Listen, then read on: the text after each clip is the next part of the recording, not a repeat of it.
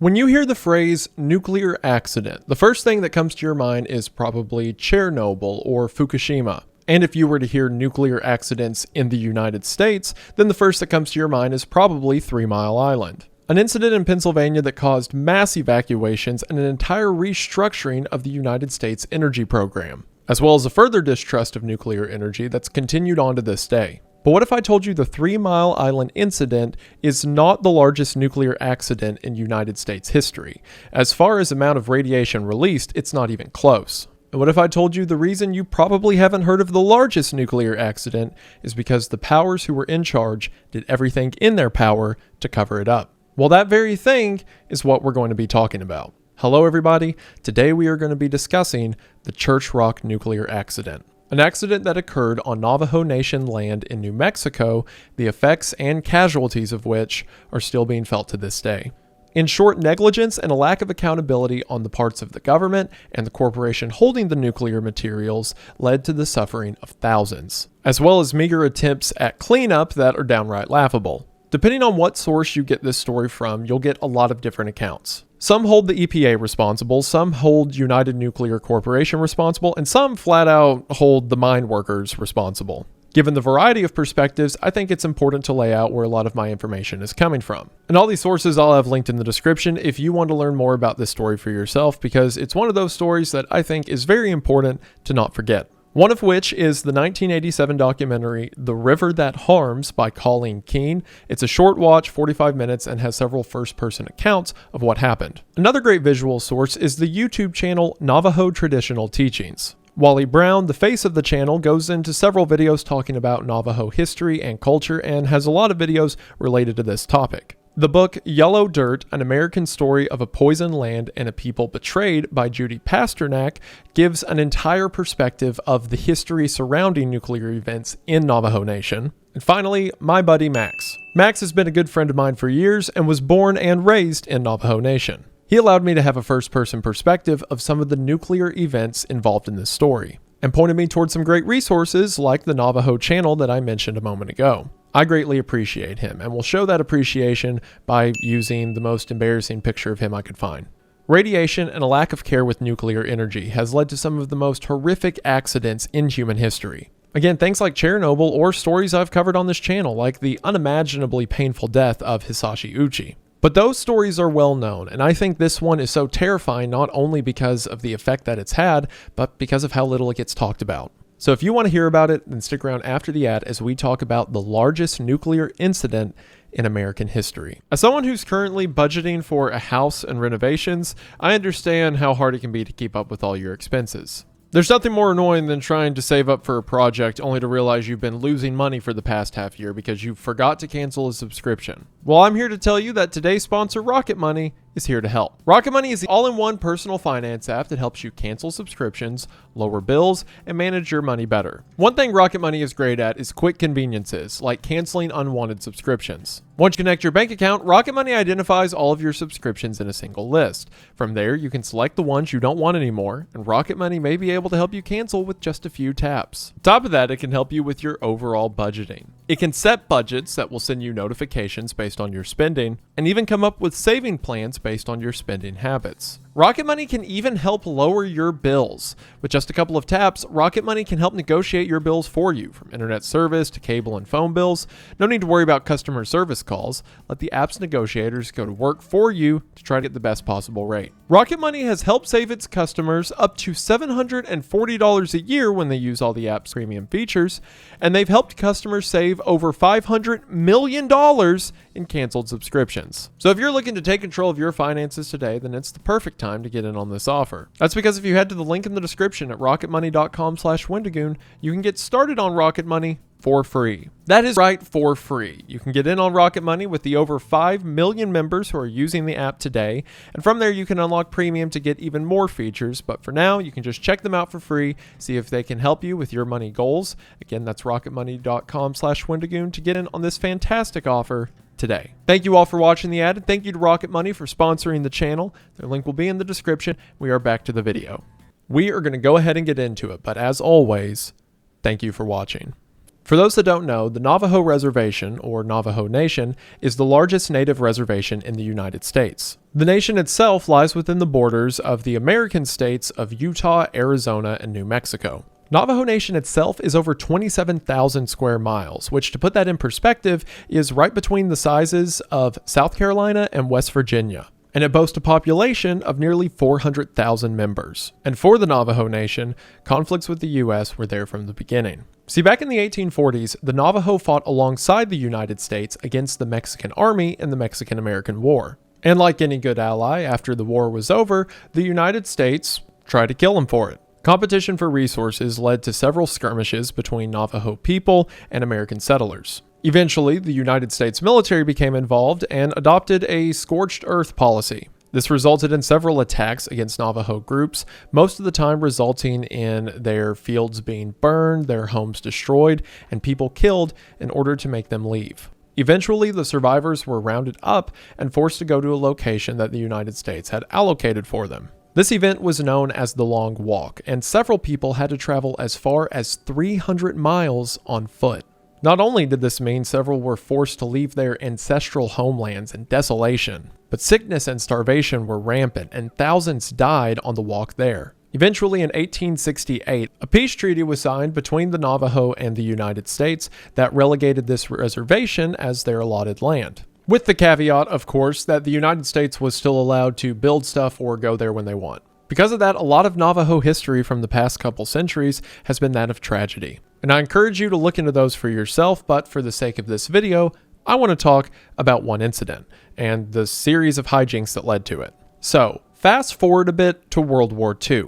During World War II, the Navajo had significant contributions to the United States military, especially in the war in the Pacific. For one, Navajo code talkers were invaluable in keeping United States information secret. See, during World War II, there was always the fear of the enemy listening into your communications. So the easiest way to get around this was come up with a code or language that the enemy couldn't understand. So in the Pacific theater, several Navajo speakers would work as radio operators, using the Navajo language, or Dene, as a way to communicate while under surveillance. Also, sometimes people will use the word Dene just to refer to the language Navajo people speak, but Dene is actually the word that the Navajo use to refer to themselves. So when they say they're speaking Dene, that means they're speaking their own language, kind of like someone from England saying they speak English. And this was a genius move because while, say you used a language like Spanish or Arabic or something to communicate, the Japanese could probably find a way to translate it.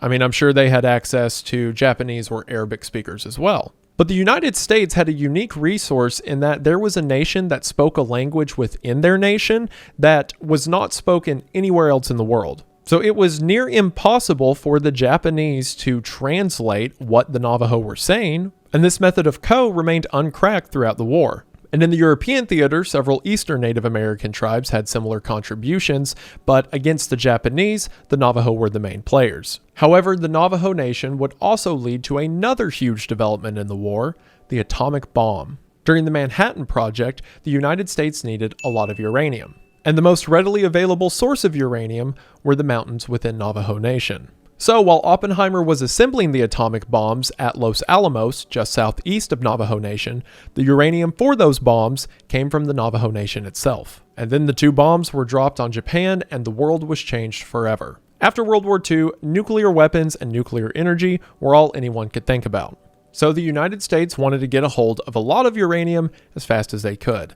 Once again, the Navajo Nation was the easiest place to do that. There were other places in the American West that they could have set up these radioactive mines, but frankly, it was cheaper. As mentioned, Navajo Nation was formed under dire circumstance. The survivors of attacks from the American military and the Long Walk in the 1860s had to start over from scratch. Because of that, over the decades that followed, as the country around them went through the Industrial Revolution and the Roaring Twenties, the people within Navajo Nation were still destitute. So, as the United States government began to offer them money, they couldn't afford to turn it down, especially when coupled with the promise that the workers for the mine would be hired Navajo Nation members. So the United States government and corporations began to buy up land and build in Navajo Nation, and build they did. In the 1950s, there were over 750 uranium mines within and around Navajo Nation. Nuclear energy seemed to be the way of the future, and we certainly couldn't fall behind on nuclear weapons with the whole Cold War going on.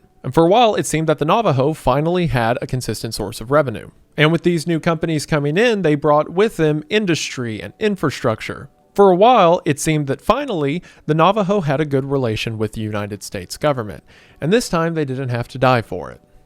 For a while. Now, it is true that in the 1950s, the world was not as aware of the negative effects of radiation as we are now. But we were certainly aware of some effects. There were published studies connecting uranium mining with high cancer rates as far back as 1929. And at this point, at the very least, we knew that breathing in dust while you're mining underneath the earth is a bad idea, much less if it's radioactive. But if you look at the images of the conditions these Navajo workers were working in, it's hard to find any of them wearing masks or wearing gloves or washing their hands. And it's because the dangers of what they were doing was never properly relayed to them. Because of this, the long-term health effects that have continued throughout Navajo Nation across the entire nation are hard to quantify. You can throw a dart at a map of the nation and probably have some story about a radioactive incident. I asked my friend Max just what his experience with uranium was, and he said the following. Unknown.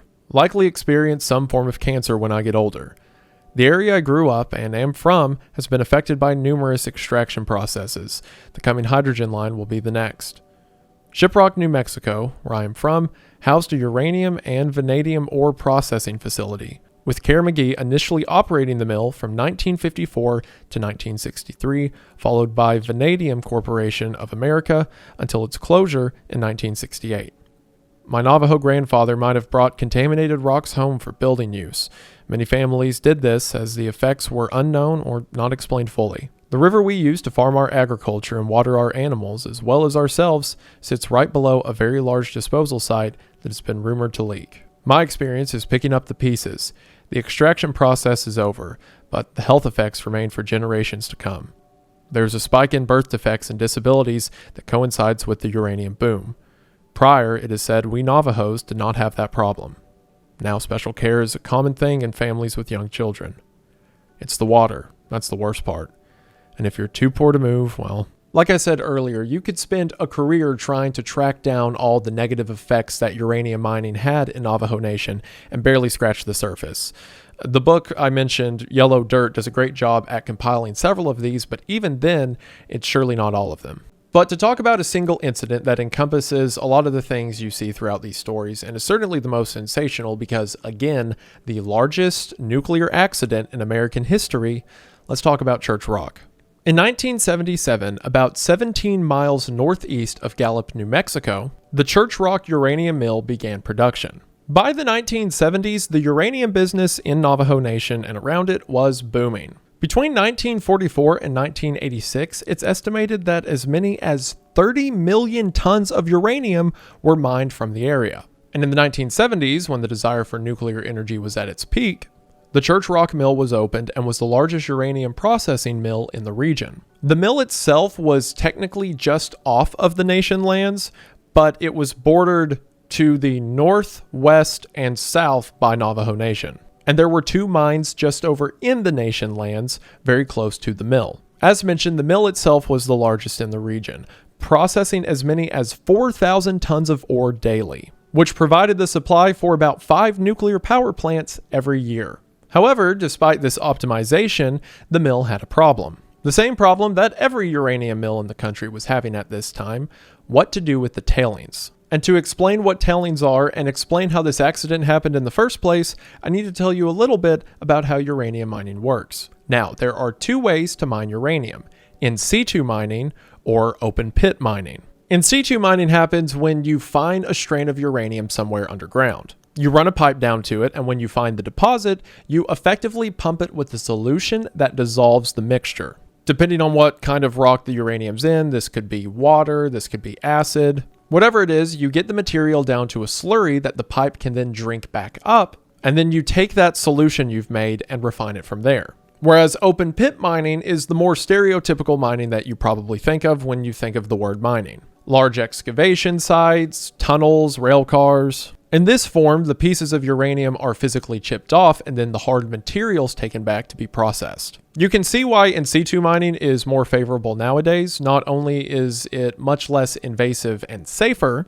but it's also way more efficient, because previously, if you found uranium underground, you would have to weigh the cost of mining down to get to it, whereas now it doesn't really matter how small the vein is. You can just shoot the rod down, get the good stuff up, move somewhere else. Well, in the 1970s, in situ mining wasn't really a thing yet, so open pit mining was the way that these Navajo Nation mines went. So at the Church Rock Mill, these hard rocks would be taken in and they would be ground down to very small pebbles or gravel consistency. And then from there, the uranium elements would be chemically leached, or in other words, mixed with some acidic solution so that the uranium particles separate from the rock around them. It's effectively the same thing in situ mining now does underneath the earth. You just had to take the rock to a mill and then do the acidic process above ground. The uranium that's extracted from this process would create a material that is commonly known as yellow cake. Called that because, as you can see, the uranium powder looks like cake batter. Which nowadays, it's not always yellow. It depends on what acids you combine it with.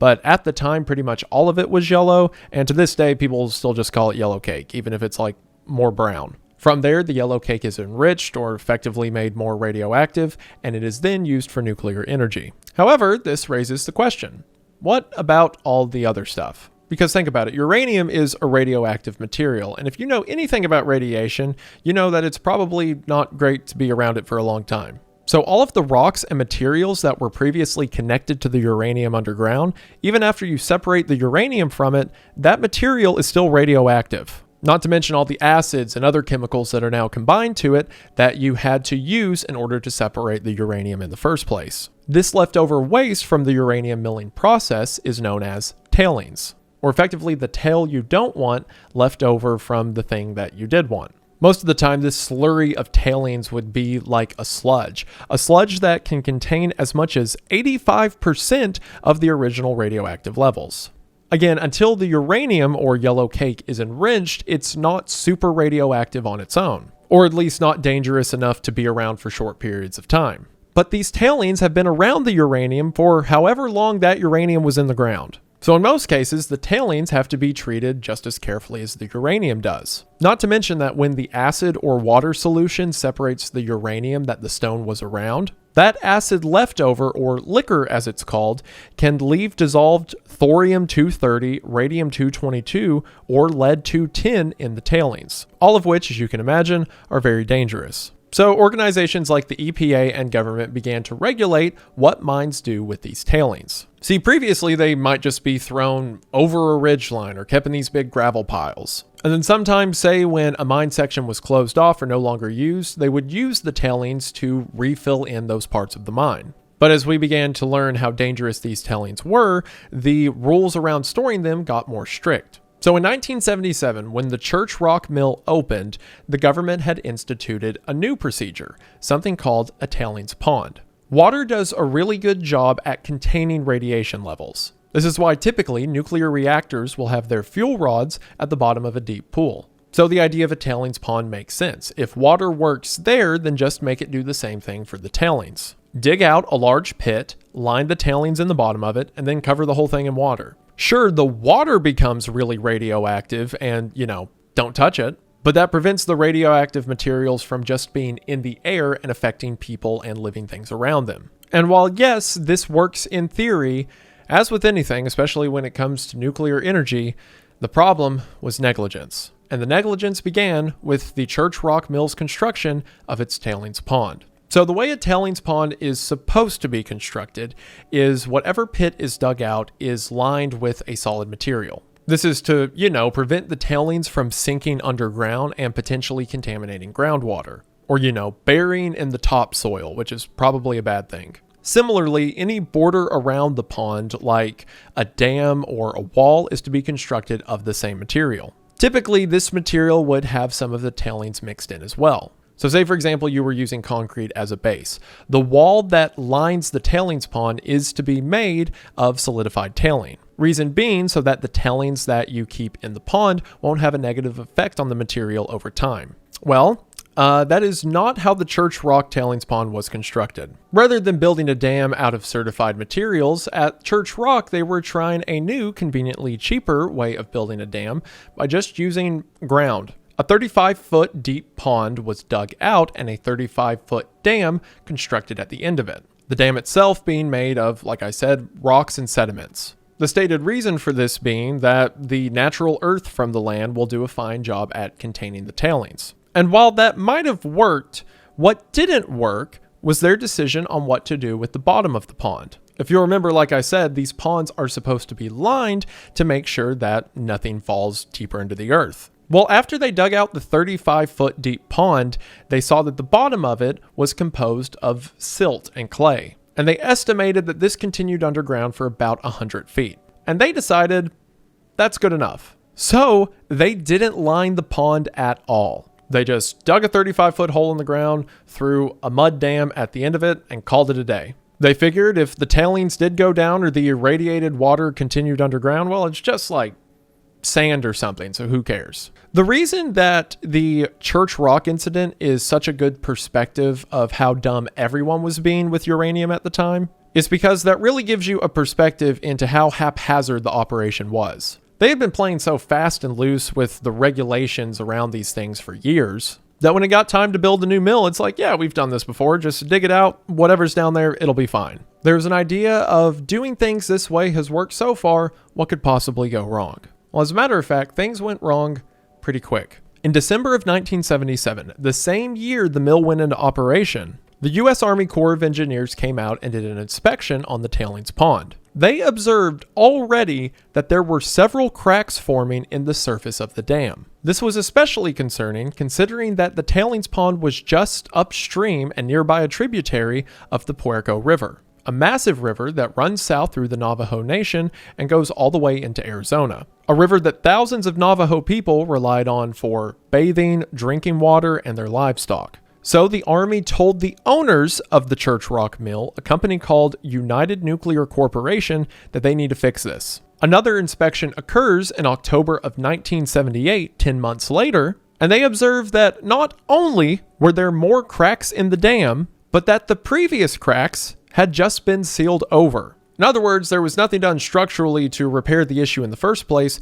They effectively just painted over the damage that was starting to occur. Their analysis believed that the reason for the cracks was the fact that once again, this dam was built on 100 feet of silt and clay. Not only a loose material on its own, but a loose material that they have dumped 35 feet of water and radioactive material on top of. So as the ground settled and moved, the unsturdy dam began to crack as it moved with it. They also, on a side note, pointed out that the United Nuclear Corporation had filled the pond 2 feet above its safe level, which, was a debatable safe level in the first place, considering once again, it is a dam of 35 feet of nuclear water on top of 100 feet of sand, or silt, clay, whatever, something you shouldn't build a dam on top of. But fixing this would cost money, and we don't want to lose that. So they once again just painted over the cracks and waited for something else to happen. Not only should someone have done something after the cracks were found once again in October,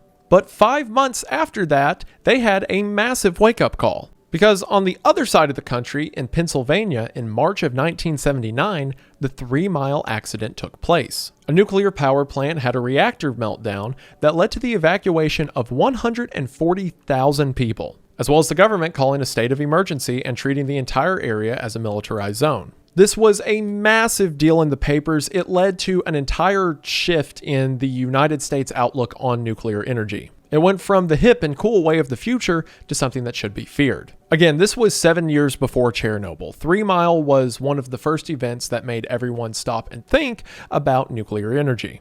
So one would hope that a company like the United Nuclear Corporation, who, and I cannot stress this enough, they dug a hole in the ground and threw nuclear waste in there. You would think that after they got one inspection, right when they started, and there were cracks, and then they fixed that, and then 10 months later, there's more cracks, and then they fix that. And then 5 months later, in March of 79, the largest nuclear incident in the United States at the time, hint, just happened on someone else's watch, and now the whole country is afraid of your industry. You would hope that they would do literally anything. move the tailings somewhere else, slow production on the mill for a while. But yet again, they did nothing. Any solution would cost money and time that they could use to make more money. What is so frustrating about these events, where stupidity and arrogance shows its head over and over again, is that it's never those people who pay the bill, right? I mean, that's what the entire uranium industry in the Navajo Nation had done up until this point. Cancer was beginning to pop up sporadically. Children were being born with birth defects. But as long as they could keep making money and no one told them they had to quit, well, that meant they could keep making money. Despite the Army issuing reports that the dam would eventually fail, no one stepped in. There were no additional regulations, no fines.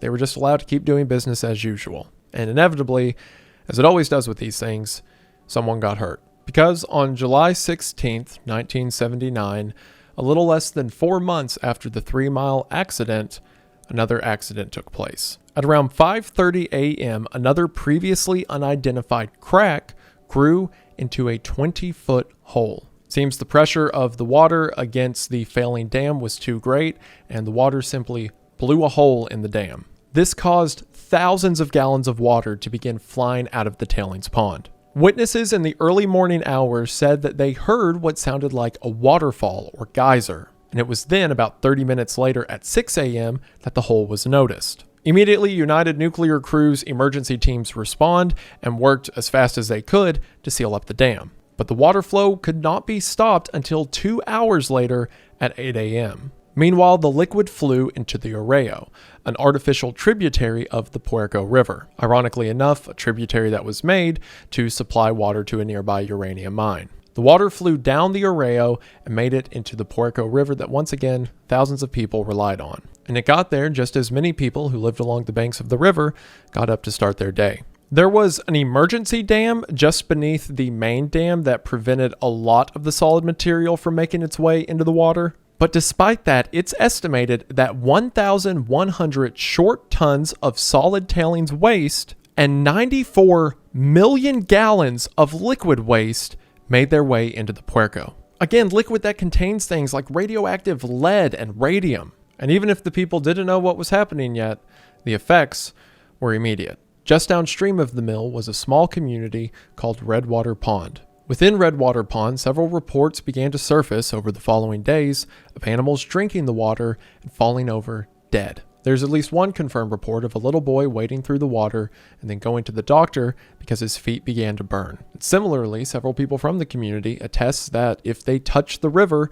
whatever they touched it with began to sting. There's also several reports in the months and years that followed of people requiring amputations. Remember the yellow cake I mentioned earlier, what uranium looks like in its raw form? Well, considering that all of these materials had come into contact with uranium, several people noted that the banks of the river seemed to have a thin yellow film, the water itself quite literally foaming with nuclear material. The radiation surge was detected as far away as Sanders, Arizona, 50 miles downstream, and it's estimated that the actual effects ended in Chambers, Arizona, 60 miles away from Church Rock and 80 miles downstream. On the day of the incident, Navajo people in the community became suspicious of the river, and people who relied on the water began to seek water from other wells nearby. But within days, as mentioned, their animals began to die and their crops began to die as well.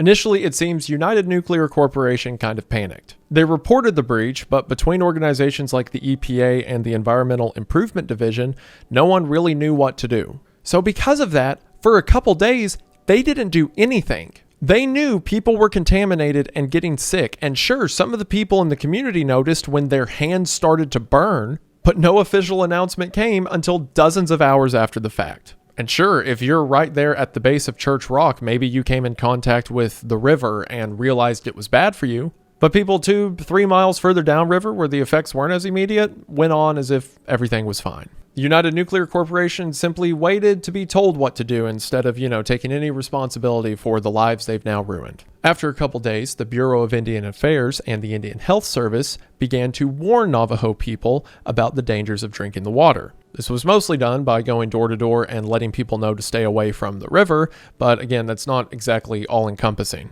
And even if you did get that message, it's like, okay, well, I guess I'm not drinking water until someone gives me some. Another day or two later, the Environmental Improvement Division of New Mexico showed up and began to issue warnings. They did this by using radio broadcasts and signs placed near the river telling people to stay away from the water. However, in their infinite wisdom, both the signs and radio messages were in English. And English was not commonly spoken, especially around the area downstream from the Church Rock Mill within Navajo Nation. As mentioned, Dene is the primary Navajo language, and a lot of people were not bilingual at this time. I asked Max about this to clarify again as someone who lives in the region, and he said, "It was not until my mother's generation that many Navajos became bilingual. Prior to that, the elders of the previous generation were mixed, some traumatized to speak the language from boarding schools. Boarding schools and off-reservation Indian dormitory schools in Oklahoma and California were common for Navajos to be sent to as children. I believe it is written into our 1868 peace treaty, which is what we've operated under as a tribe since. My generation, language is almost decimated.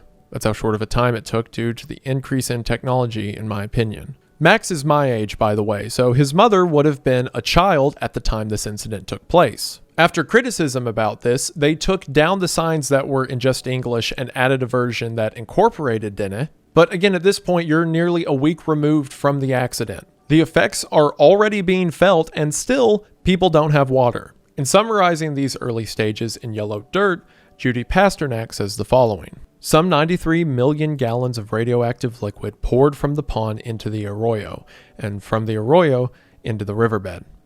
The water, filled with acids from the milling process, twisted a metal culvert in the Puerco and burned the feet of a little boy who went wading.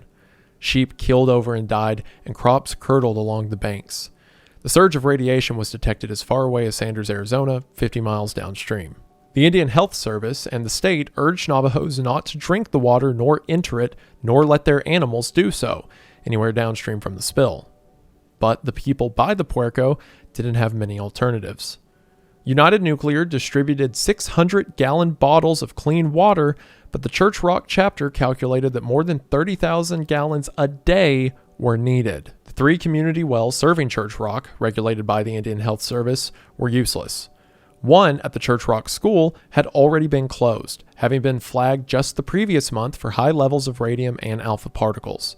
The 2 others contained water with high iron and bacteria levels. Then there were 5 shallow wells along the river owned and maintained by the tribe, marked by metal windmills that turned to bring the water up. These were in various states of disrepair and perhaps at risk. Indian Health Service asked the tribe to fix them and advised residents that these, quote, are not expected to show any contamination, if at all, for several years. When it was all over, after the company was pressured to increase its water deliveries and build some livestock watering tanks, Harold So visited the Puerco and noticed many white crystals with a yellowish tinge along the bottom of the drine wash. These salts were new. They had never shown up after past flooding. Eventually, the United Nuclear Corporation sent their own workers, again Navajo people that can actually speak the language, door to door to make sure everyone knew to stay away from the river. Again, a task that was easier said than done. Navajo Nation members urged the at-the-time governor of New Mexico, Bruce King, to declare a state of emergency. Similar to what happened at 3 Mile Island, it allows the government to be much more hands-on and immediately clean up and provide aid for the region. But Bruce King never did. And incredibly frustrating, for years, nothing happened. Despite this affecting the homes and safe drinking water of an estimated 1,700 people, they just let it be. Go get your water somewhere else, and if you can't and your animals are dead and there's nothing you can do, sorry. But not even that, not even a sorry. They just let it continue. There were a series of investigations that followed, sure, but their conclusions were laughable. In the Redwater Pond region, people were dissecting animals that had killed over after drinking the water, and upon opening them up, several of their organs were visibly yellowed. A study was conducted on the cattle and a conclusion given that it should be fine if cattle is not dependent on for food. To look at people whose entire life is like agriculture and farming and they raise the animals they eat and be like, well, I mean, that's fine as long as you don't need these things. At the beginning of the Puerco where the tailings dam broke into, early estimates show that the radiation levels in the water was 7,000 times the allowable limit. And regardless of all of this, Navajo people were just told, get your water somewhere else, figure it out. Oh, what's that? All the wells in the community are bad because of the 20 years of mining we've done right here?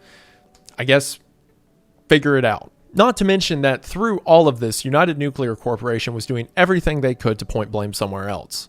As a matter of fact, they outright denied the claim that any livestock died from drinking from their, again, 7,000 times the safe limit, irradiated river. The vice president of the Navajo Tribal Council at the time, Frank Paul, is quoted in the investigation as saying, "Somehow, United Nuclear Corporation was permitted to locate a tailings pond and a dam on an unstable geological formation. Somehow, United Nuclear Corporation was allowed to design an unsafe tailings dam not in conformance to its own design criteria. Somehow, United Nuclear Corporation was permitted to inadequately deal with warning cracks that had appeared over 2 years prior to the date the dam failed.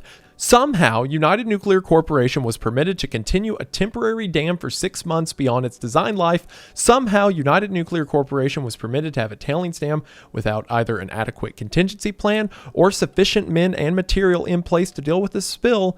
Somehow, United Nuclear Corporation was permitted to deal with the spill by doing almost nothing." And then you want to know the craziest part? I mean, there's so many, but one of them, initially the people affected asked for $25,000 each in compensation, which for possible lifelong damage and generational damage and losing access to safe drinking water, $25,000 is like child's money, but okay. United Nuclear Corporation not only denied the $25,000, but denied that they needed to pay out any large sum of money because the employees that were working there and were affected by this spill never requested workers' compensation. And the actual amount that they ended up paying out was about $2,000. Each of the families initially sought $25,000 in damages, but they eventually settled for about $2,000 each. In fact, the Navajo people signed a release that forfeits their right to sue UNC in the future. This agreement may apply even if they experience an increase in cancers and birth defects. With a total fine, effectively, an out-of-court settlement with the Navajo Nation of $525,000. But not only that, this all happened in July, right? Well, a couple months later, they began repairing the dam that caused all this in the first place. And once the dam was remade, on November 2nd of the same year, the mill opened back up again. And yes, continued to use the exact same tailings pond. It's like fake, right?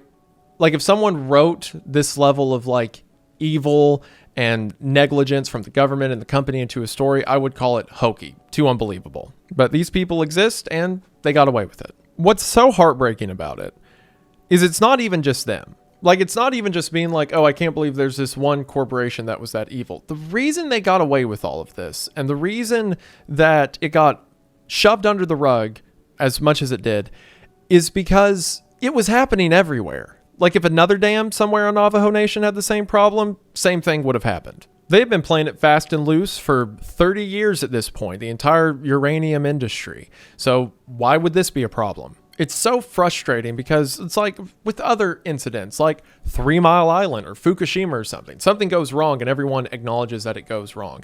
But here they know they can get away with it. So it happens and they're just like, so? And the disgusting level of demeaning people affected by this. Several of the people who went to the hospital because they were complaining of burns were written off as heat stroke. Evil people got away with being evil because there was a lot of evil people to hide behind. Eventually, considering United Nuclear Corporation was, again, continuing the mine, they were pressured to clean up the area, so they assigned a bunch of workers to take shovels and 55-gallon drums and just scrape up some of the riverbank, because that'll fix it. All in all, too little, 2 years too late, they managed to gather about 3,500 barrels of waste off the shores of the Puerco River, which is estimated to be about 1% of the affected area. So great job, team. One bright influence in the midst of this was a United States politician named Stuart Udall. Udall was the Secretary of the Interior under President Kennedy, and when he found out about all this, he wanted to do something about it. So in 1983, he decided to try to get this case taken to the Supreme Court.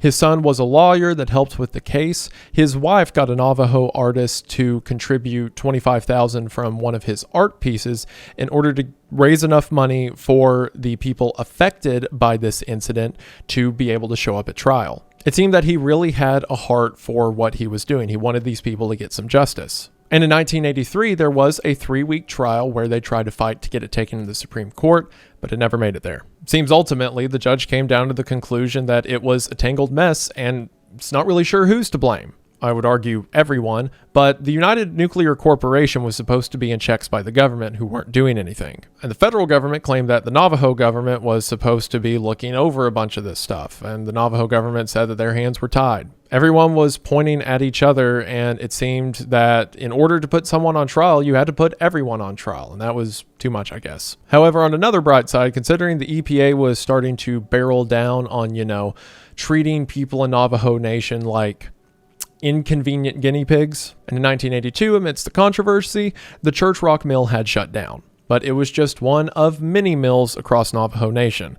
Again, the Church Rock incident is so big because it was one moment where the dam quite literally burst. But like when Udall tried to take this case to court, he wasn't just talking about Church Rock. He was bringing forward miners who had cancer and widows who had lost husbands and sons. What was happening was bigger than just the United Nuclear Corporation. It was bigger than just Church Rock. But thankfully, it seems that because of people like Udall trying to get these cases brought forward, and things like Church Rock, as tragic as they were, made people wake up. In Udall's hearings, it was brought up, quote from Yellow Dirt, that the Navajo uranium miners averaged cumulative exposures that were about 44 times higher than the levels of those at Hiroshima and Nagasaki. Two bombs that, again, the very uranium that was used was taken from the Navajo lands. Throughout the rest of the 80s, mostly because of, again, events like Chernobyl and a growing disdain towards nuclear energy, mills and mines throughout Navajo Nation began to shut down.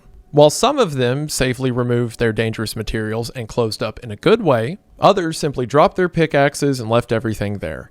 To this day, there are over 500 abandoned mines across and around Navajo Nation, several of which still containing very dangerous material. And as for the effect that things like Church Rock and the other uranium mines had, it's plain to see. Once again, quoting from Yellow Dirt, by the mid-1980s, a group of pathologists from Utah and Colorado had examined the tissues and bones of uranium miners and millers to follow the alpha-emitting variations of uranium and thorium. They found concentrations not just in the lung, but also in the liver, kidney, spleen, gonad, and heart.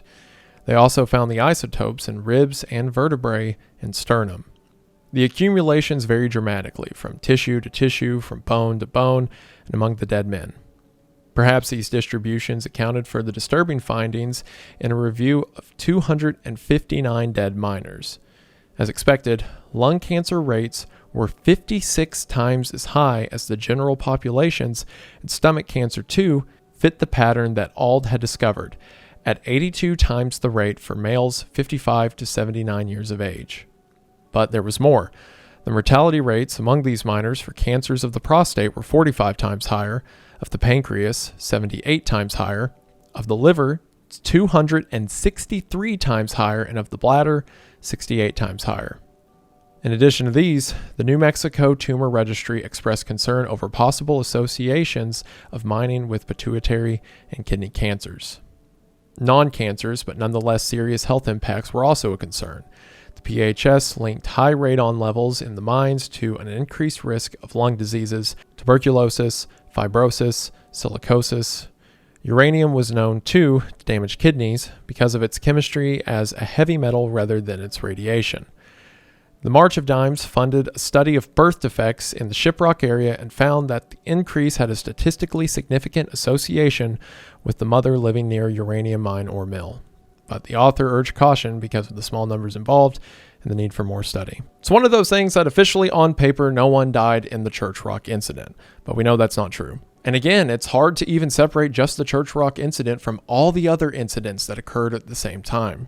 United Nuclear Corporation was bought out by General Electric, and similar to all the other companies, no one paid for what they did. Well, they paid $525,000, so. I asked my buddy Max for his thoughts on all of this, and here's some of what he said. I've been to the Church Rock spill once, and they've been at it as a community to address lingering effects and issues.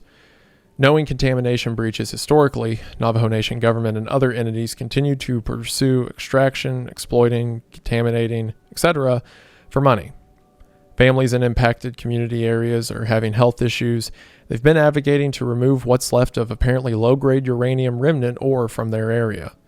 I think recently it was approved finally for removal, but others were concerned about removing, hauling away to other areas, even another tribal community area near Blanding, Utah. As he mentioned, in years previous, organizations like the EPA have began to implement plans in order to start getting the uranium or radioactive materials out of there. That tailing pond is still there. It's still just sitting there, and until something official is done to get those materials out, who knows? Could break again. There's other places where there's just flat out giant mounds of dumped waste. Not even an attempt to throw water over it for whatever that did. And if it wasn't frustrating enough, when I was reading about this story, I was reading about this year in 2025 as organizations are trying to remove radioactive waste from the area so that, people quit dying and quit getting cancer and quit having birth defects so people can stop being afraid to have children. Navajo Nation members were protesting new legislation that allowed